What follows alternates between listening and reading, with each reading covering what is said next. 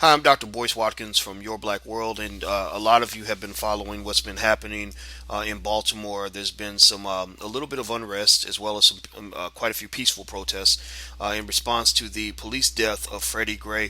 The community's outraged. The president's spoken. Things seem to continue to escalate as each day goes by, and I wanted to get you some expertise on this to hear from somebody that I think knows what he's talking about. And I've got Mr. Ken Williams. Ken Williams was he's a former detective. He was with the Brockton Police Department for 20 years.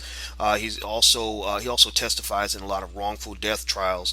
He's also just a good brother and understands a lot about both the experience of the black male when dealing with the police, as well as the experience of police when dealing with the community. So I want to ask my brother, how you doing today, man? How you doing, Doctor? Thank you for having me tonight. I'm glad you're here, man. So, um, you know, it's hard to know exactly where to begin. I know what my thoughts are as far as what's happening in Baltimore, what the backdrop of all this is. You spend a lot of time on the police force, and so you've kind of fought the battle on both sides. You're actually a former officer who is speaking very boldly about police brutality, mass incarceration, racial profiling, things like that. When you see what's happening in Baltimore, what are the first things that come to your mind? I mean, the first thing that come to mind, of course, I was a black man. I'm still a black man before I was a police officer, so I'm still a black man today. And I'm very rooted in what goes on in my community. I'm concerned about the welfare and well-being of black people. So, with that being said, when I look at Baltimore, we're looking at a full cycle of policies that have been in place, um, that have actually damaged our community. And we're seeing children now who are taking their frustrations and they're going out into the streets. And of course, we don't ever advocate anyone committing acts of violence. Destroying property and all that stuff is always a bad way to go. I mean, in our own country, we have Tulsa, Oklahoma, some years ago, Black Wall Street that was burnt down by white people. So on both sides of the fence, we've had in our country, things that we can look back in the past, and when we reflect in the past, we know that there shouldn't be these acts that occur, but we have to look forward and figure out how to correct them. Having the same cycles repeat themselves over and over again in this country are at the heart of what we need to talk about today. Because when we get down to the point of it not being adults going out and committing acts of violence, but it's actually children, high school, teenage children going out and committing acts, we have to go and look at the fact that there's a serious erosion, in the family, but also in the neighborhood, but also because of the economic and social economic conditions that people have been placed in as far as policies go. Now, what do I mean by when I say that?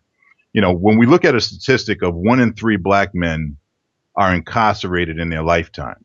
You and I are black men. We're discussing an issue today. So if we had one other person join us, potentially one of those people, one of us would have spent some time behind bars. That's a shockingly alarming statistic when you think about the impact that it has on families.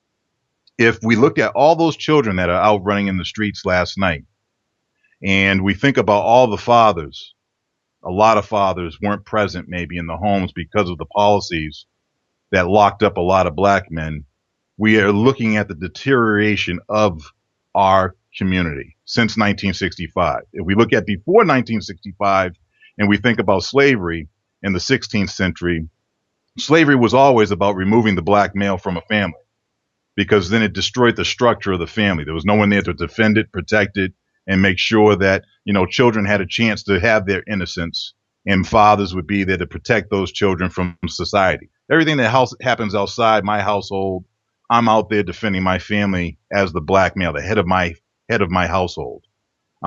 It would be a different dynamic if my wife, because I was removed from the scene, had to deal with those same dynamics that I take care of every single day for my family. So I feel for all of those families in Baltimore that are out there trying to figure this out. Well, I do too, man. I think that it is. I think that I like what you're doing in terms of really digging to the root of what's been happening as opposed to just looking at the surface. You got people that focus solely on the looting, which right there, that's a flaw because we got more people that are peacefully protesting than we have that are actually protesting with any form of violence. But then to even compound that mistake, if all you see is the looting, you're not thinking about the fact that the police fractured this young man's spine, and I don't even know why they stopped him. That's do you even know why they were arresting him or what was going on that day? Has that been No, reported? the police haven't released that information. I don't believe just yet, and Mm. that's part of their investigation that they'll give to the community at some point in time. But they need to go in. They need to start moving this thing along instead of it taking several months to work out these investigations, these internal investigations.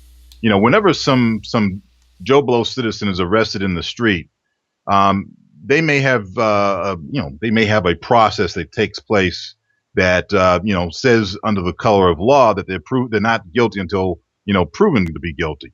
But in the case of police, it just seems that we have a process that unfortunately takes an exorbitant amount of time. And I've gone to Maryland. I've testified at the House of Representatives down there in Maryland for a bill that would have afforded those good cops a cover to allow them to come forward and talk about the egregious things that are taking place in those police precincts. And unfortunately, the House of Representatives down there, I believe, shot the bill down. But that doesn't mean that the people aren't going to keep up the good fight down there. And if they want me to come back down there and testify on behalf of a good cop bill, I'm certainly available.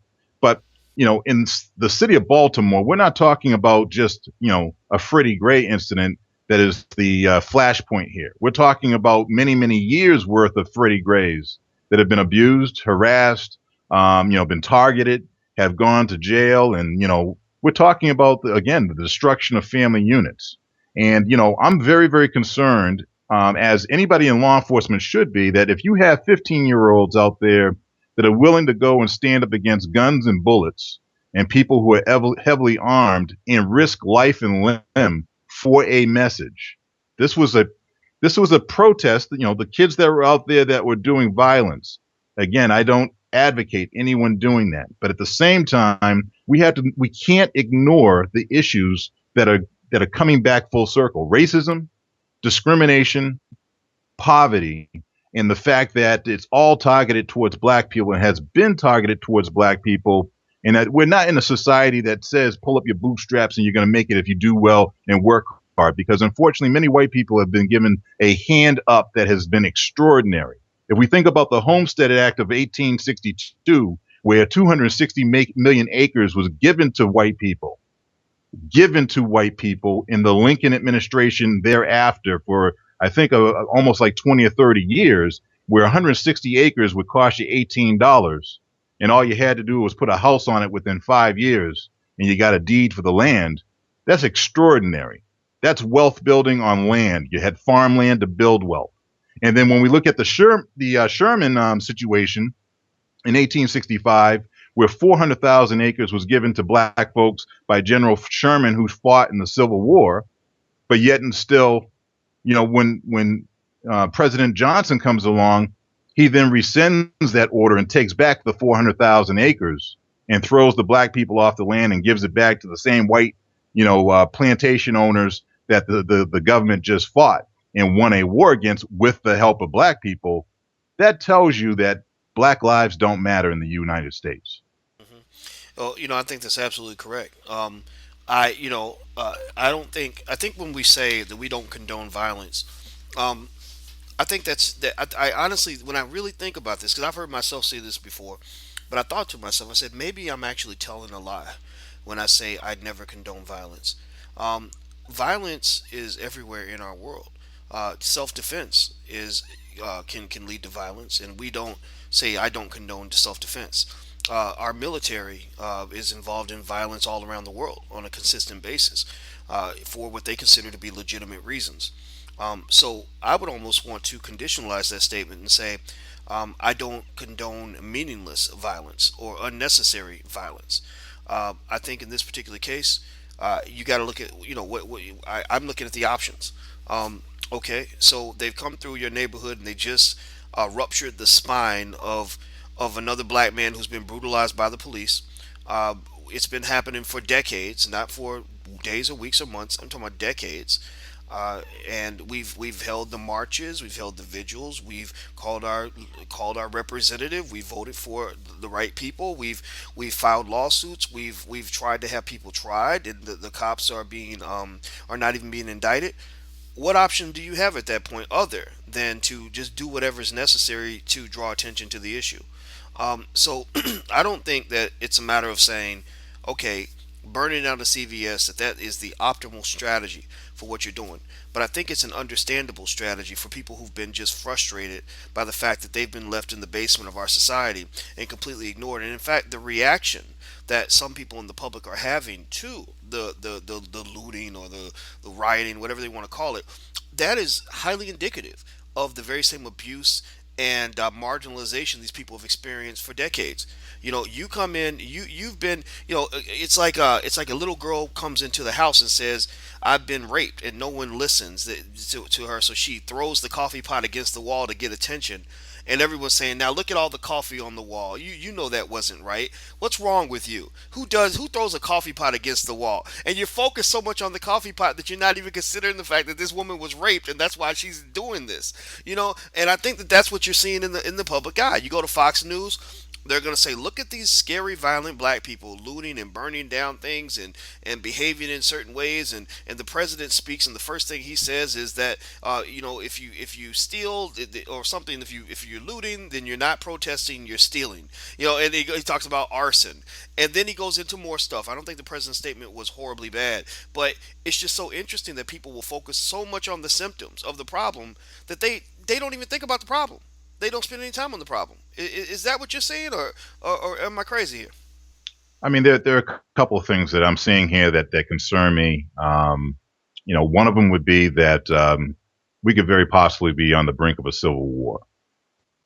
Again, when I see 15-year-olds that are, high school age out in the streets, willing to go and risk life and limb for the principle of having a voice, a First Amendment speech, and that their frustrations have now taken them to the point where they're willing to band together and commit a lawlessness, but not because they're out committing a lawlessness because we don't understand the driving force behind it.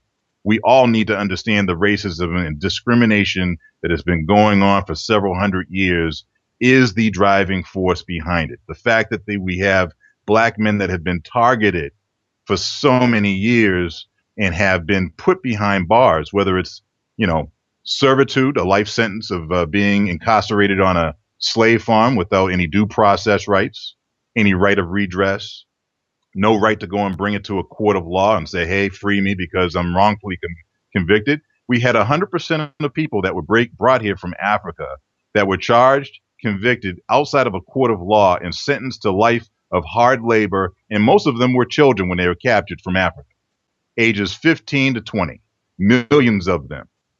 So we have that issue. The next dynamic that we have, of course, is if we have millions of black men that are being removed systematically from the streets and under the 13th Amendment being put behind bars for nonviolent offenses and removed out of the households, removed from their children, removed from their women or their wives or wife to go and protect their family units. We're now looking at the destruction of the family unit in terms of a male being present to go and make sure he's guiding that family. But also we're looking at now it's a single family income unit trying to support a family.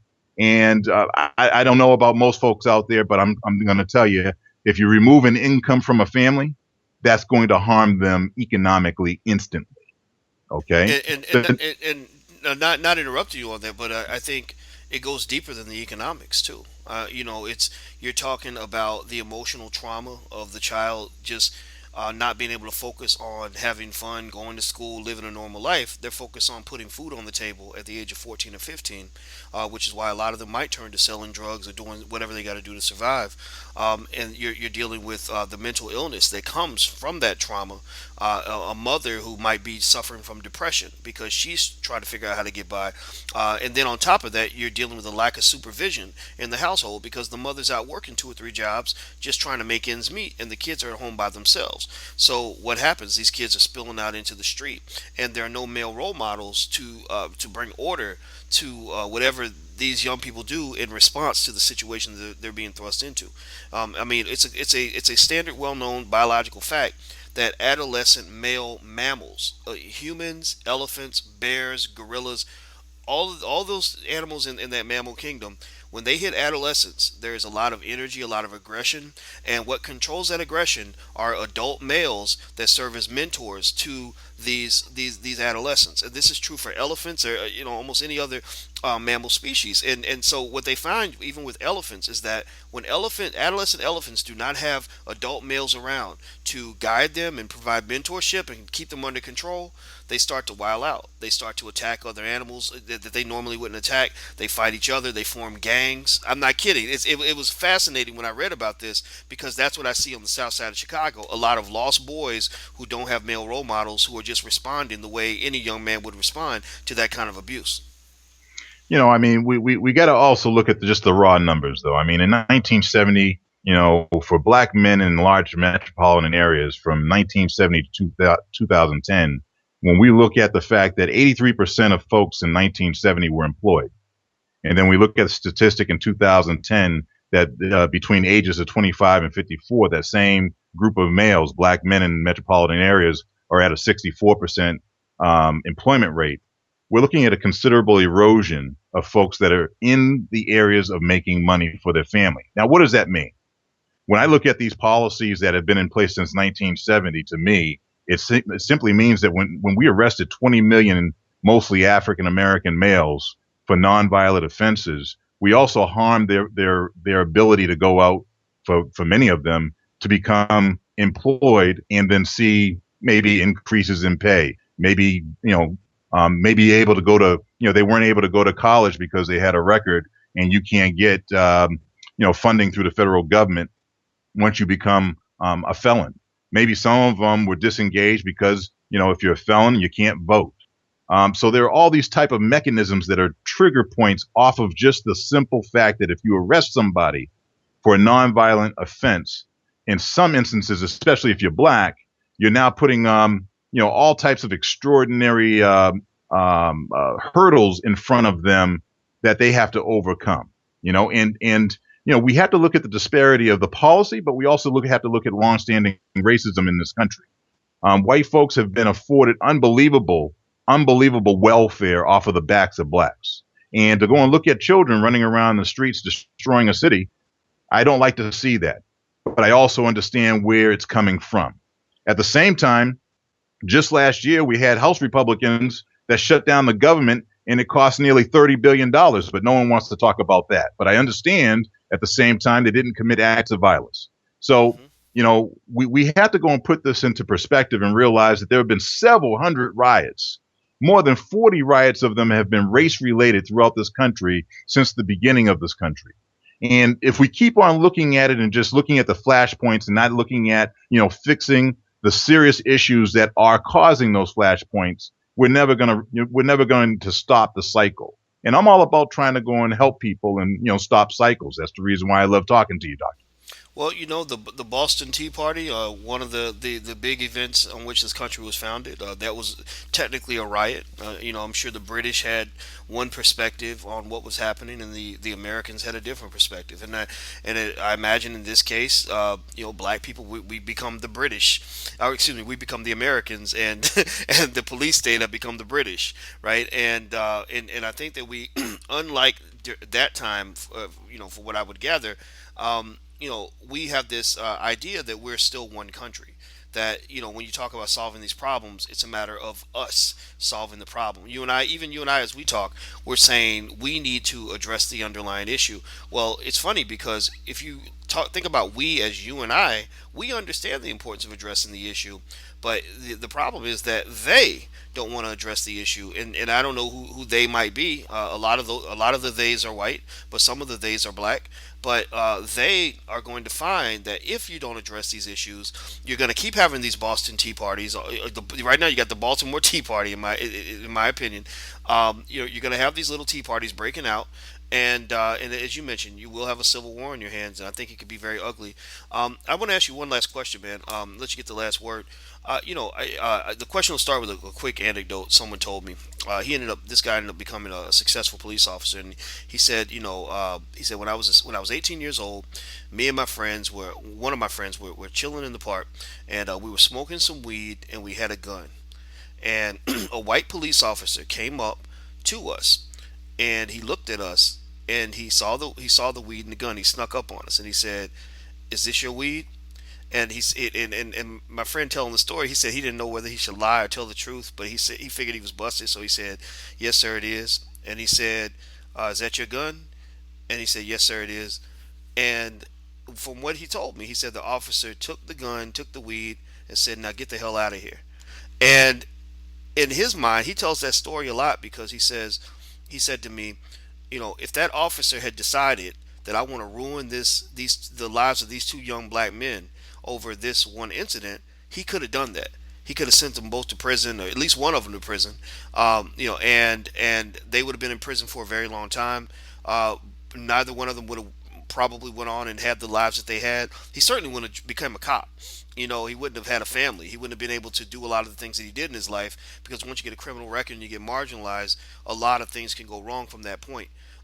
So in your experience, how do we still sort of look at police officers in an accurate way in terms of giving that respect to the officers who do show some degree of empathy, who do their jobs according to the letter of the law with respect and allow people to have dignity, as opposed to those who are doing the opposite. Just with that story, what comes to mind when I tell you that story?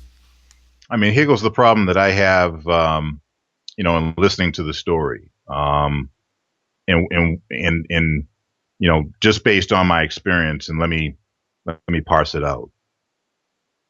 There are many people who have had, let's say, drugs planted on them. There are some folks that claim that officers have throwaway guns.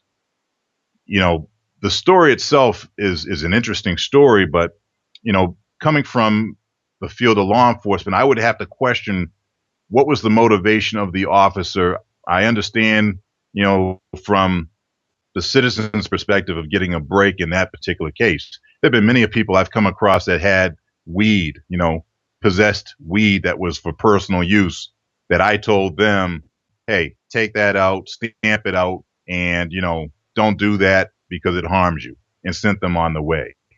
But allowing someone to walk away that possessed a gun, something that could kill somebody or kill themselves, harm somebody, harm themselves, that story seems to me to have some other issues to it that, who knows, maybe that officer took that gun and used it for some other purposes, because he's going to have to explain to his superiors how he came across a gun without a body.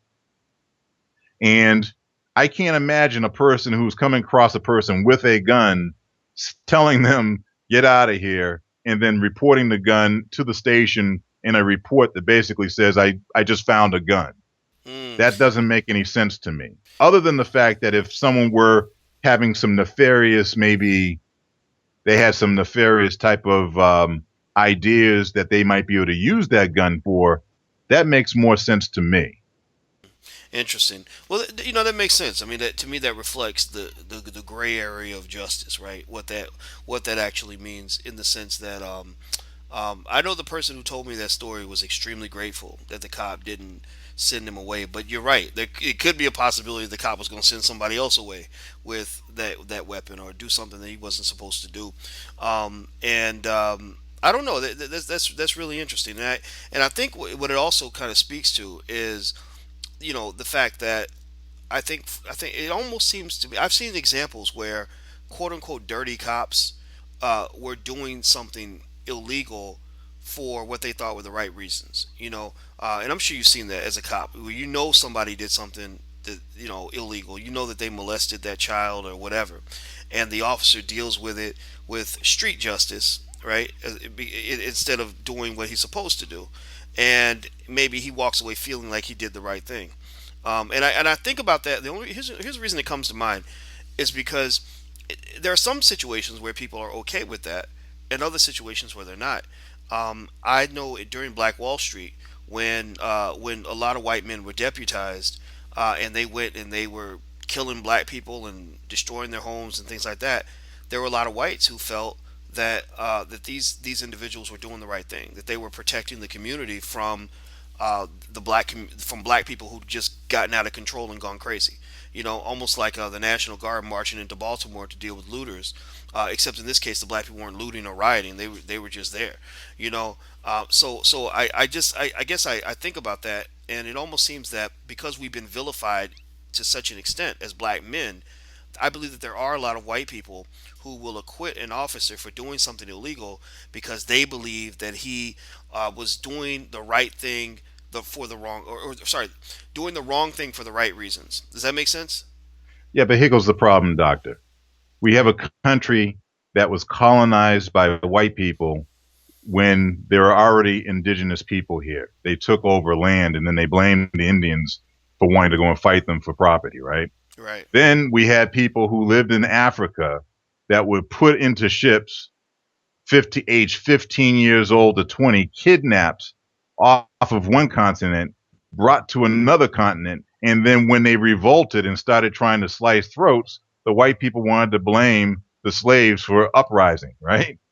Then, when that occurred, they said, "Hey, let's form some slave patrols at night.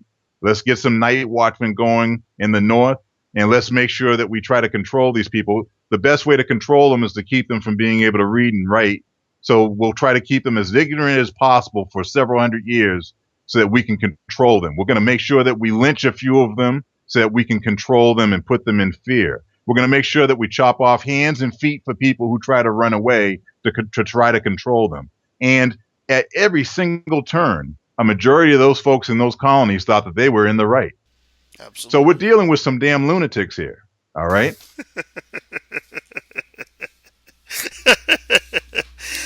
Well, I think it would be important to say that uh, I'll say it for you. You're not saying that every white person is a lunatic, but you are talking about a culture that is problematic. In the sense that you have to wonder about any culture that thinks it's okay to take your young children to a lynching, right?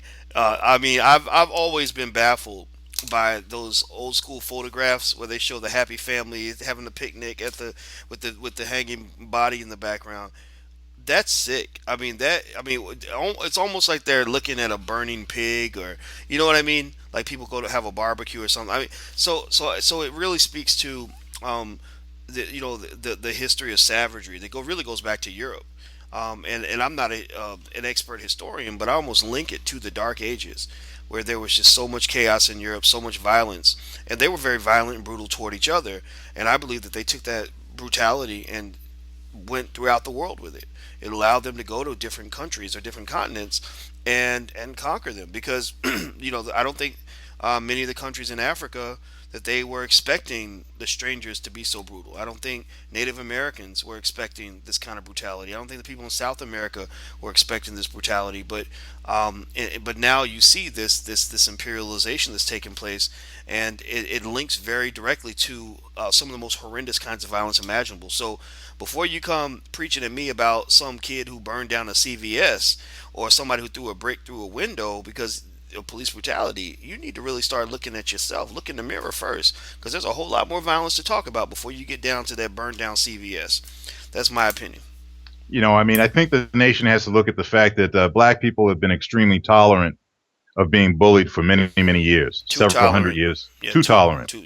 Yeah. So I mean, if we're talking about the fact that 200 million hours of man hour in labor was free labor that built this country, you know, and they did it under the most brutal conditions.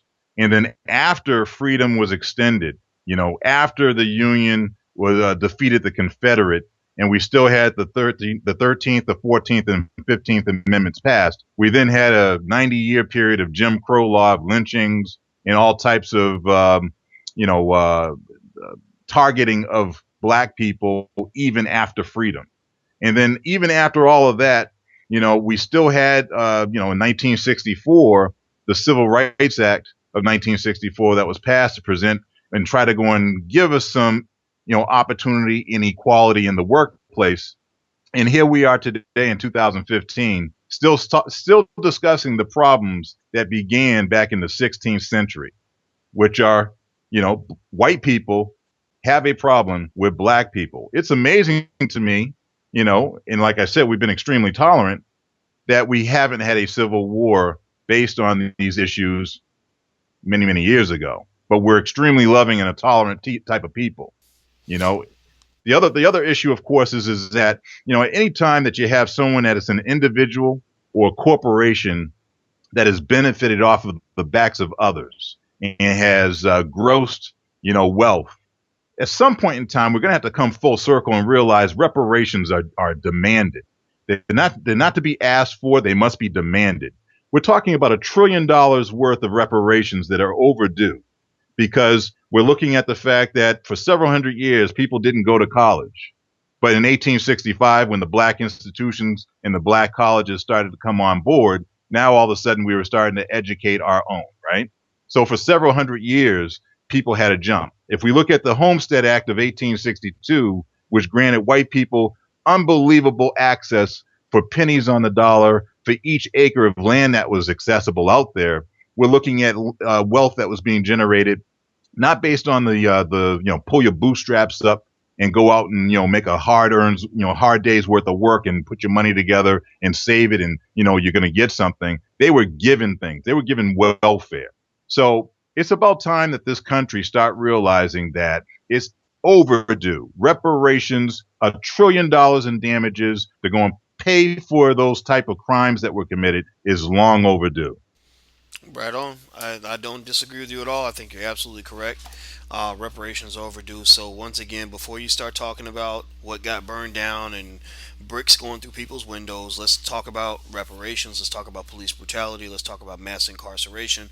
Let's talk about what you've been doing to the families of these young people over the last many, many, many decades. I want to say last 40 years because that's the war on drugs, but really you got to go back 400 years to really do a complete, accurate accounting of exactly what's happened to black people. So Baltimore is an explosion. It's a natural consequence of this kind of abuse. And as you mentioned, black people have been far too tolerant because we've been trained to be afraid and to be overly passive. And I think we're getting to the point where we now understand that marching, singing, holding hands, and praying ain't gonna make people stop killing our children.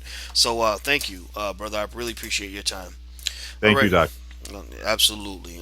Everybody, this is Mr. Ken Williams. He's a former police detective with the Brockton Police Department. He was on the force for 20 years. His website is kwillservices.com. That's KWILL services.com. Also, he's a member of LEAP, Law Enforcement Against Prohibition, which means that they're helping to deal with this issue with the war on drugs and how this has affected so many millions of people and so many families. And also, before I forget to remind you, we have a new film out called Resurrecting Black Wall Street. It's about the Black Wall Street atrocity back in 1921, and I hope that you will check out the film and support it. You can watch the trailer at resurrectingblackwallstreet.com. That's resurrectingblackwallstreet.com. It's a story that every black child in America needs to know, so make sure everybody hears it. So until we meet again, please stay strong, be blessed, and be educated. We are gone. Peace.